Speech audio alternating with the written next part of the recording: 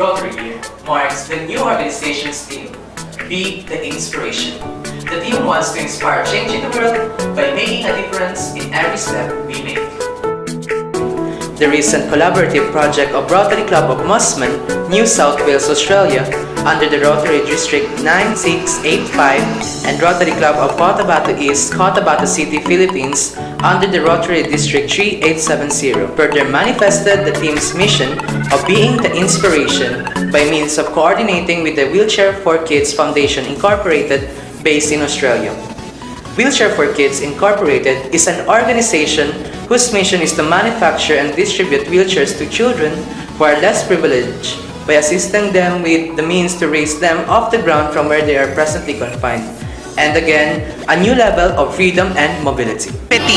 So, ma'am, may I ask you, what inspired you, or who inspired you to do these things, to help other people? Who inspired you, or what motivated you to do such? I think I have a culture of helping other people.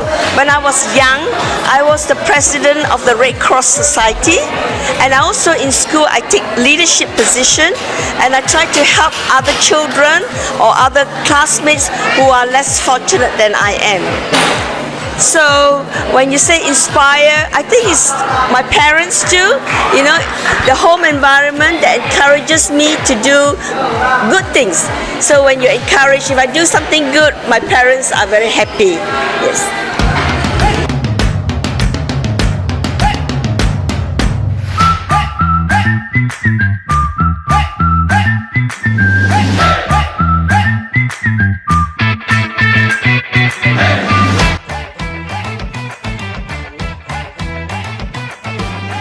Ganun talaga ang posisyon ng posture ng katawan. Because of this, I've chosen to do his assessment. Okay, so dapat i-assess muna siya. So for tomorrow and also this afternoon, for your beneficiary, you make the decision whether you think best for them sitting or in line. Okay, so ngayon pa lang,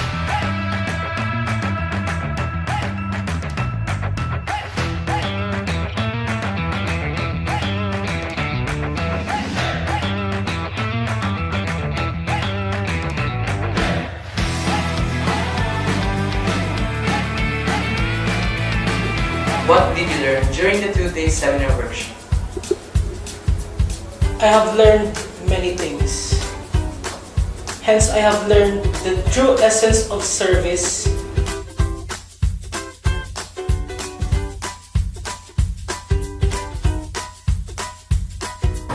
Check materials. Grounding po.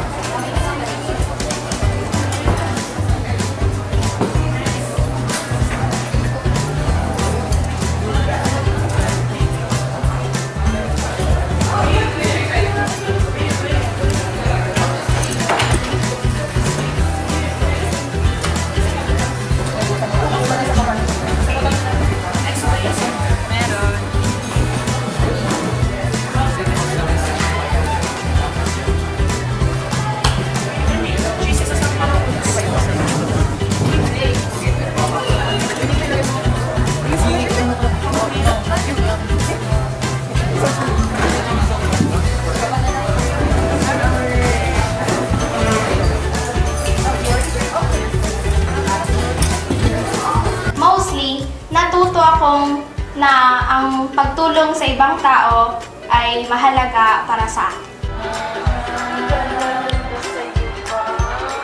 Meron yan siya ngayon, pero hindi pa ano.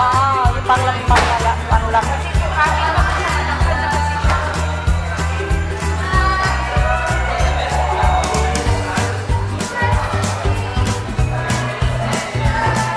At least dito malubak si kanina sa mapwa. How to communicate with my teammates to finish the task in time.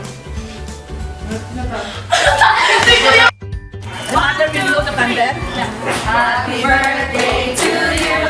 Happy birthday to you. Happy birthday, happy birthday. Happy birthday to you. Happy birthday, Noel. Magandang tanghali po sa inyo lahat. Ako po ay salamat na binigyan ng anak ko ng wheelchair.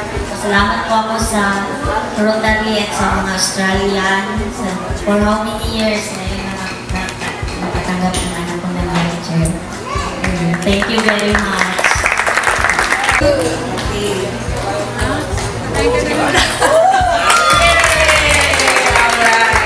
Happy birthday.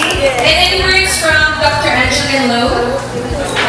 Thank you, everyone. We couldn't have done this together, and it's so rewarding. So everyone feels so happy. I'm also emotional. I'm losing my voice. But we, as an Australian team, we are very privileged to be here with you all and to work with you. And we hope to be able to work on longer term to bring the happiness to the families here in Vietnam. Thank you very much for having us and giving us your wholehearted support and your hospitality. Thank you. So, the president of Rotary Club of Cotabato East will give a response on that. Thank you very much. Marami talagang masaya kasi marami tayong binigyan ng wheelchair itong ating mga beneficiaries. Kami ang aming puso talagang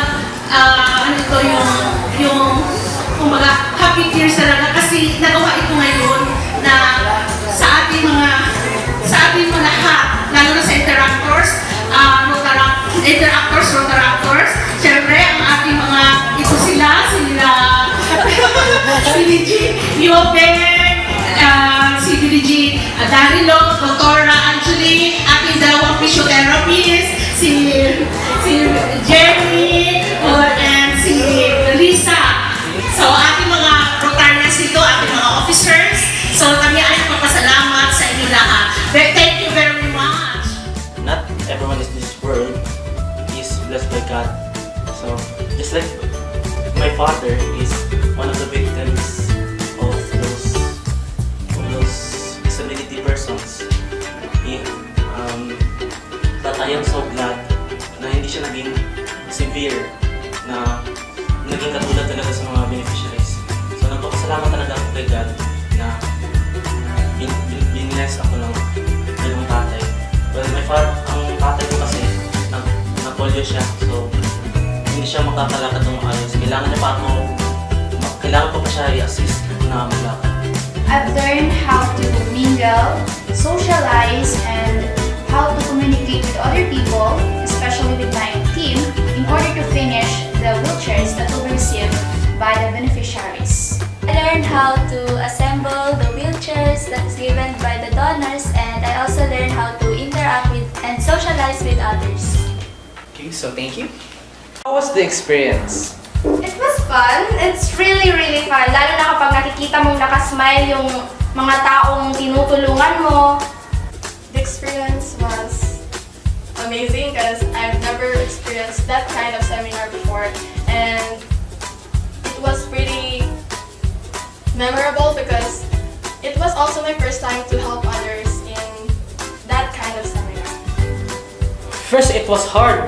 Hence, the ones we are helping aren't normal kids like us, like me. They were beneficiaries. There was a problem to their physiological and physical view.